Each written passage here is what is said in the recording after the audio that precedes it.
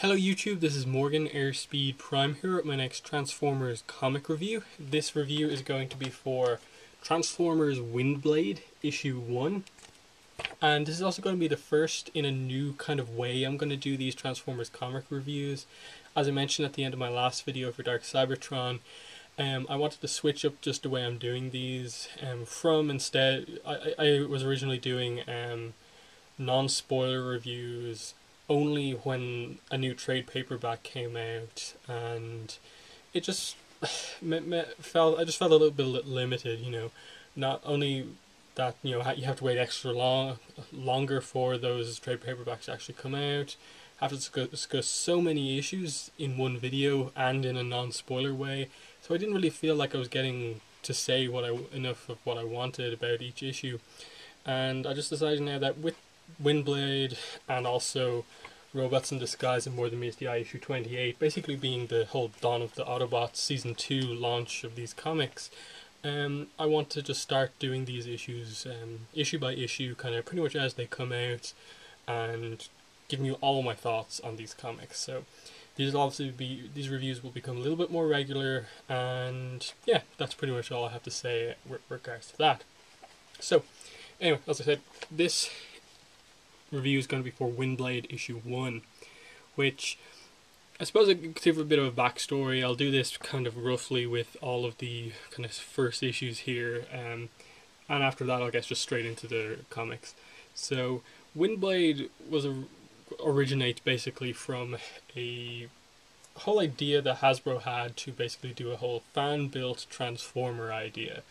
And this Transformer created by the fans was going to get a toy and was going to be put into a comic series. And that's basically how Windblade came from. The whole poll was about, choose what gender the Transformer is: male, female, Autobot, Decepticon, alt mode, signature weapon, color palette, and I think something else like main inspiration or something like that. So what we got was Windblade.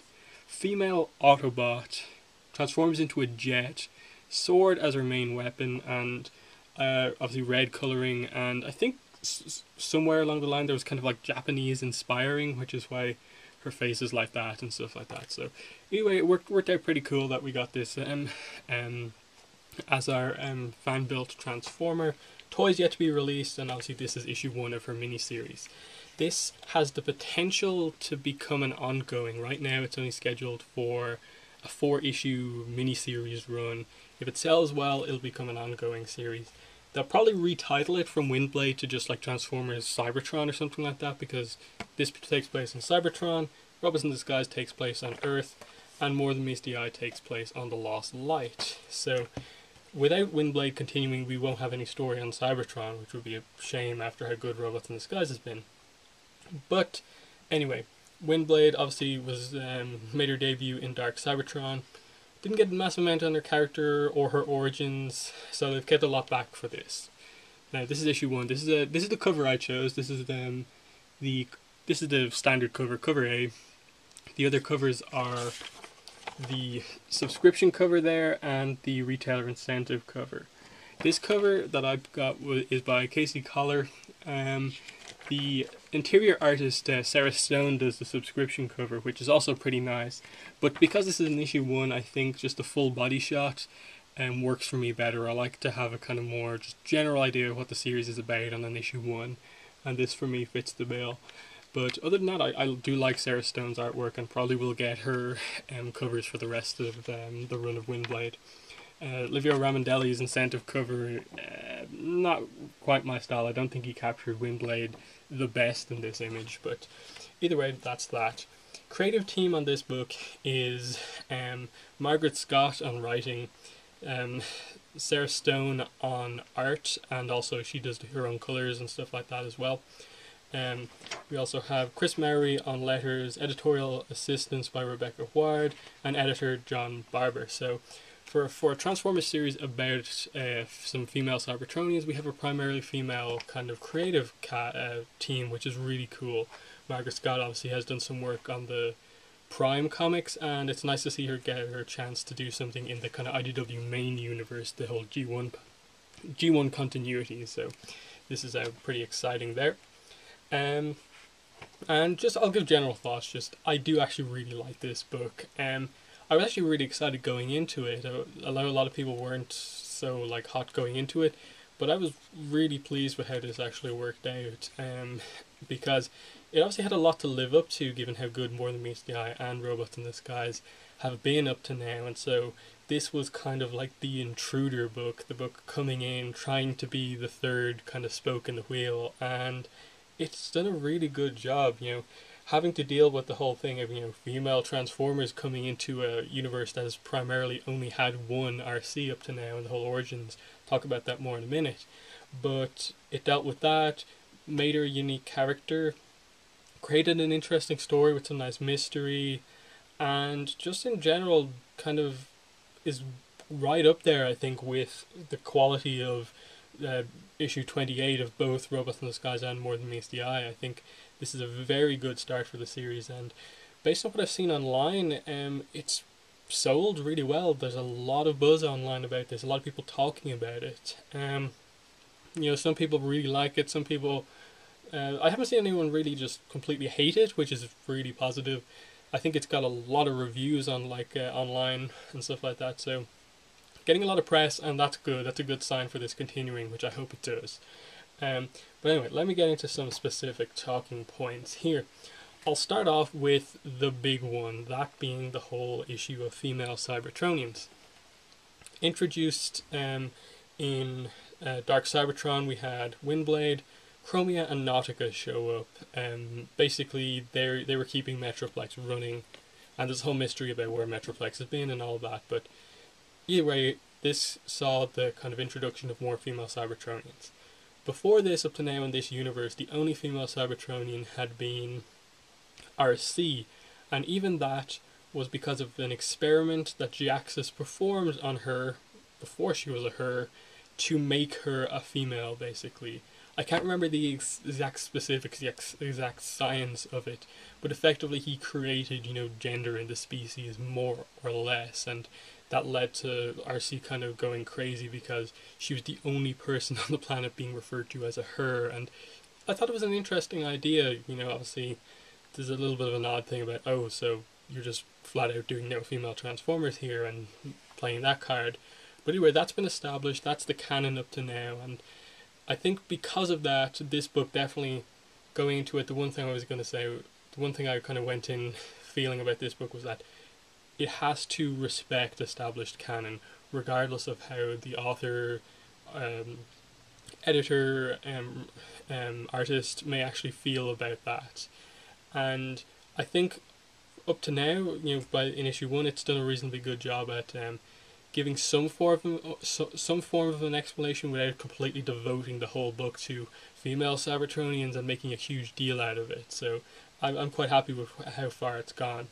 Now, the explanation that we get here for why there are other female Cybertronians is that Windblade, Chromia, and Nautica, they come from a place called Caminus, which is a living ship, and a page in the book establishes that at some point in Cybertron's history they left, the ship Caminus left Cybertron, and it basically is a living ship. It has hotspots on it, so that's how new Cybertronians could be born, and effectively the people of Caminus evolved, adapted is the word used, and effectively became female. That seems to be the gist of what they're saying.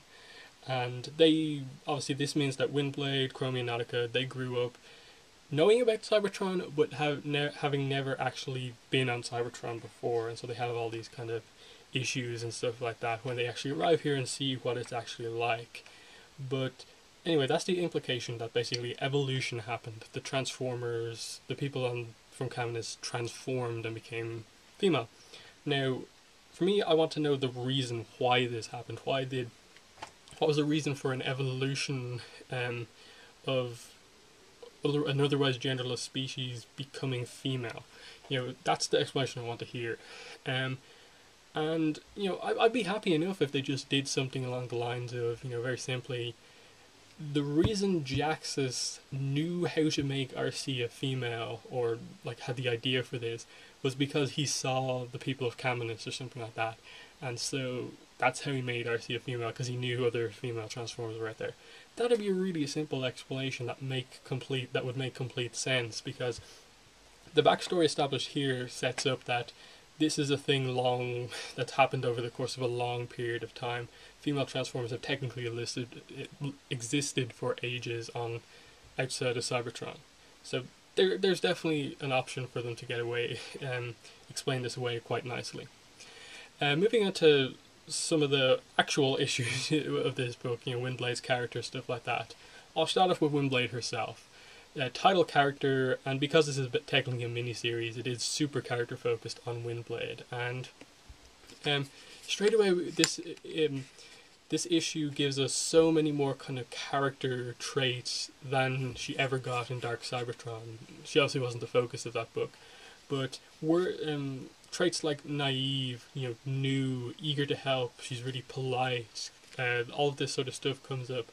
We see early on in the book that she's kind of homesick, and this kind of plays throughout the book in her narration, in that internal kind of monologue that she says to herself, is that she kind of is always thinking about home. And before, when she was on Caminus, she had always thought about going to Cybertron and what it would be like, reuniting with the other Cybertronians and all of this stuff.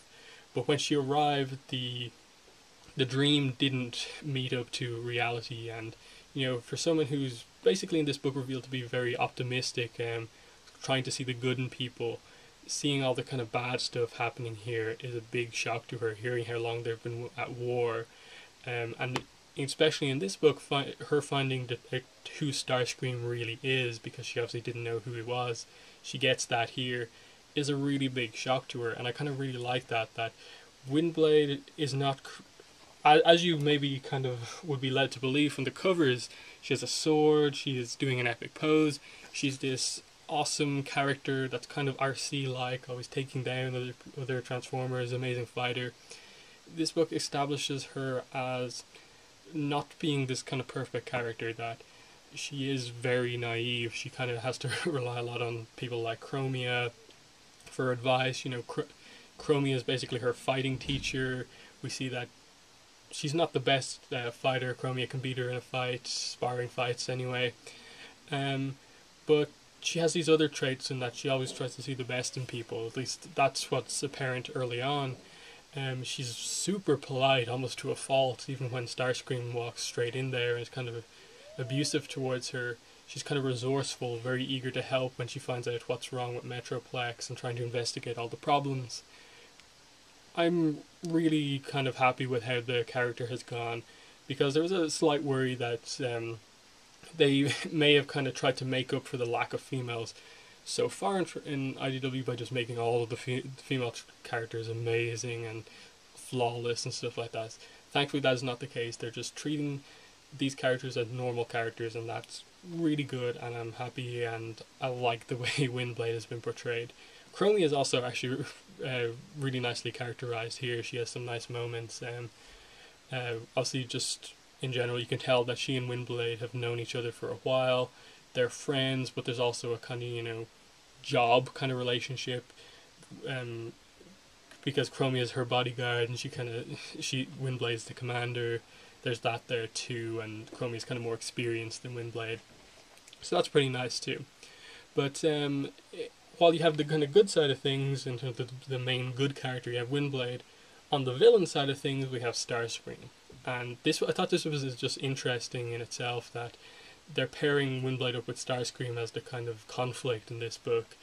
And what the interesting thing they could do here, because Windblade is a new character to the book in terms of she doesn't know a lot about these characters, and they don't know a lot about her, is that you can basically play Starscream up as this kind of new villain almost, and that this book, you don't blame it for blatantly telling you what type of a character Starscream is, because Windblade's learning about it for the first time, and so it makes sense. And the big thing is that, he walks in as he's the leader, and she gives him respect as the leader, because as is kind of played up in, I think it's Robots in Disguise, she kind of goes, he's worthy of some respect. The people voted him to be the leader.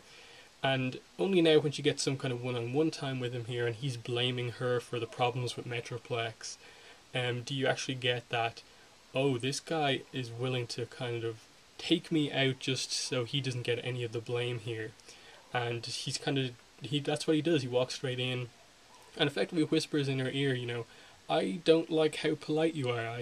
Kind of I kind of think you're a bit suspicious because you're being overly polite to me when that's just who she is. And he kind of basically accuses her of purposefully causing some problems or leaving problems unsolved with Metroplex to make him look bad, and effectively gives her a pseudo death threat without actually saying as much. And it leaves her scared, which is an interesting position to put the character in, Windblade, straight away.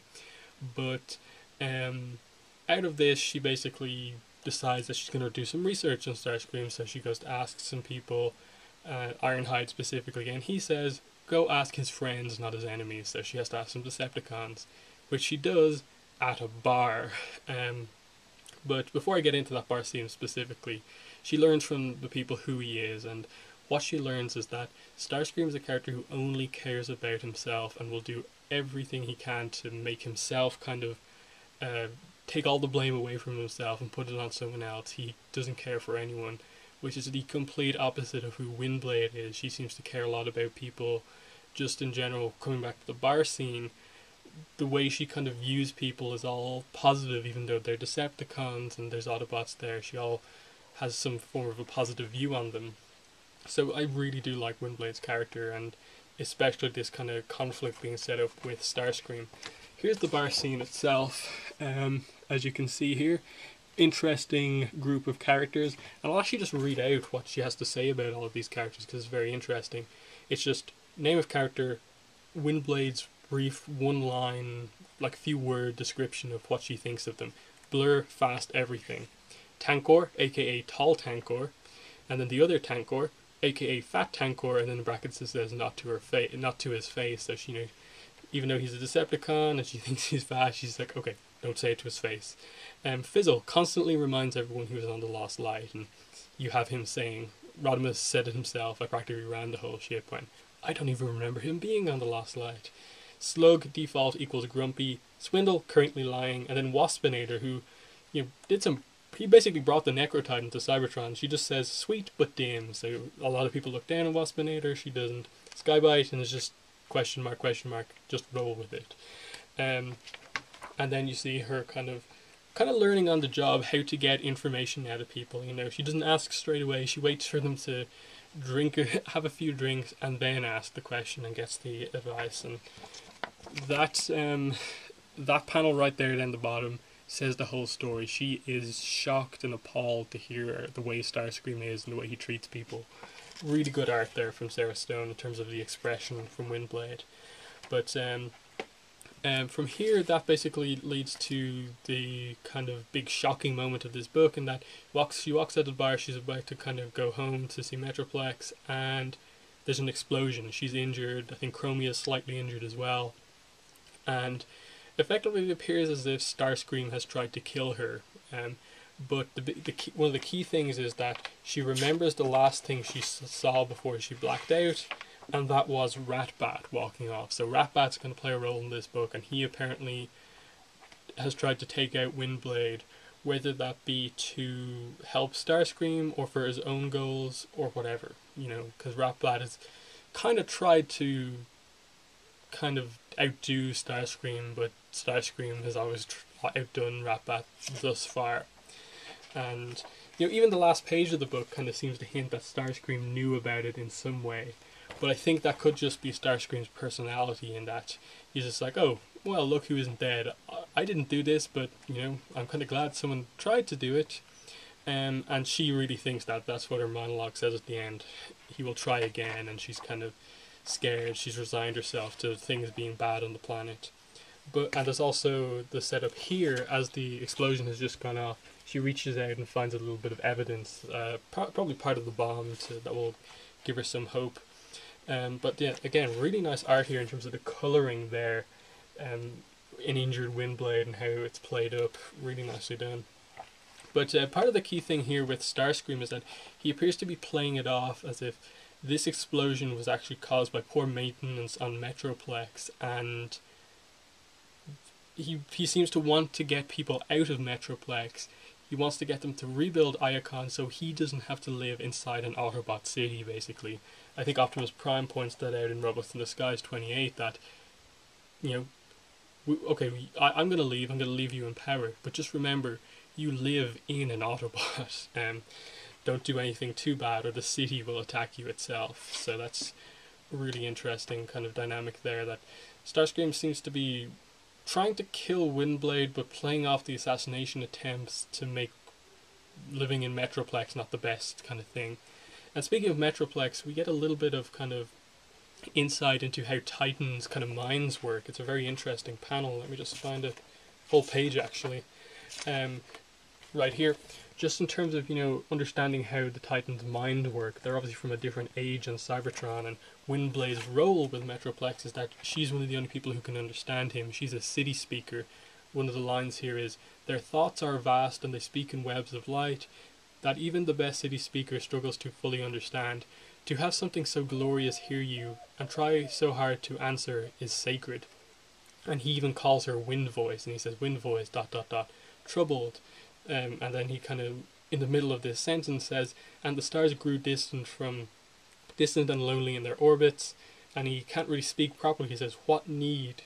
And at the same time as he's saying this to her, he's giving her stats about, you know, the different valves throughout his body. And the key thing that she gets from this is that he says T134, T135, and T136 diverted. And these appear to be kind of power conduits that are being diverted.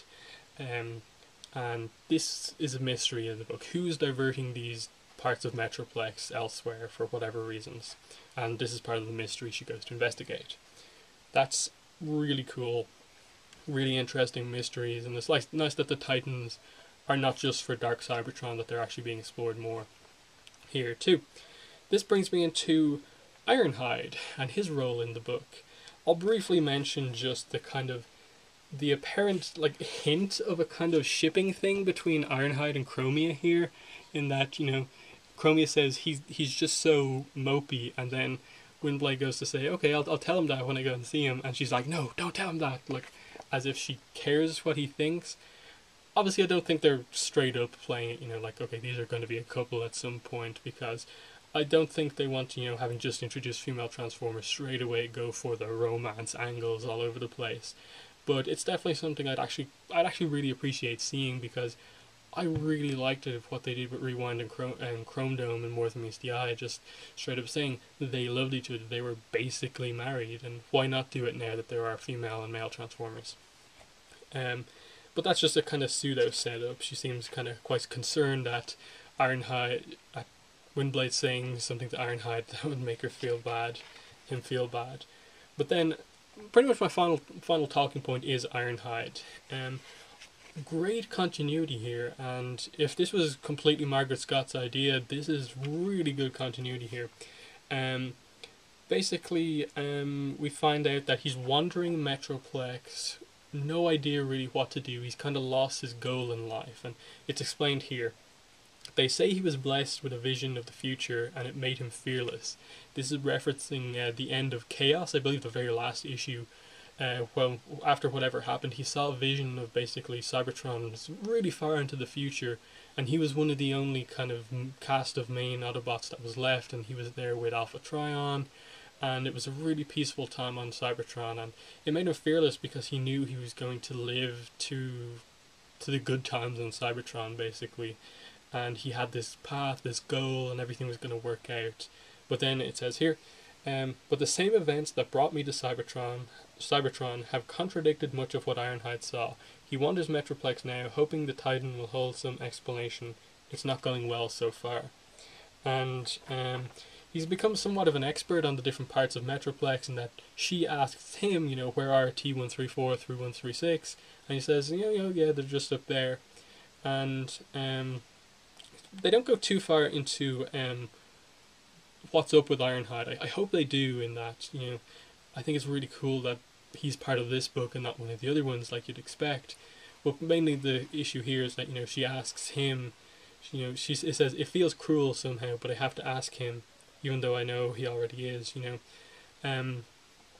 She asked him, what do you think of Starscream? And Ironhide doesn't answer. He just says, ask his friends, not his enemies, and tells her to go off doing that. So, some really nice stuff set up, I think, in Windblade issue 1. The selection of characters is very good. You have 2 female Cybertronians in this book. Nautic is going off on the Lost Light in More Than Meets the Eye. RC's off on Earth with Optimus in Robots in Disguise. And then you have Chromie and Windblade in this book. That's a nice kind of way to use your 4 female Transformers established already. Really cool. Some nice kind of hints towards why there are more female Cybertronians. Windblade character setup, Chromia character setup, Starscream as the villain with some nice kind of plot stuff going on. Ironhide, for some reason, in this book with some, again, interesting stuff going on.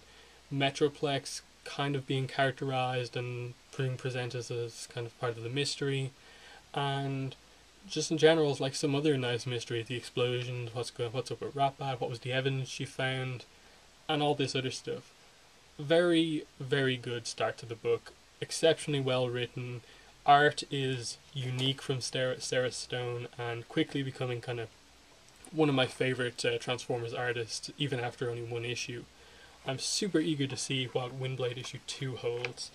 Basic description here, solicitation at the back say, Cybertron under fire, someone is out to kill Windblade, but discovering who means turning to some less than savory bots. Can Windblade trust her informants enough to stake her life on them? So apparently she's going to get help from maybe some Decepticons or the people at the bar. That would be really cool if she actually asked them for help. But anyway, that's been my review. Next review, I'll try and get it out tomorrow, will be for Robots in Disguise issue 28. That will be followed by probably the next day, maybe, with More Than Meets the Eye issue 28. So thanks for watching this review. Tell me your thoughts on Windblade issue 1 in the comments. Thanks for watching, and bye.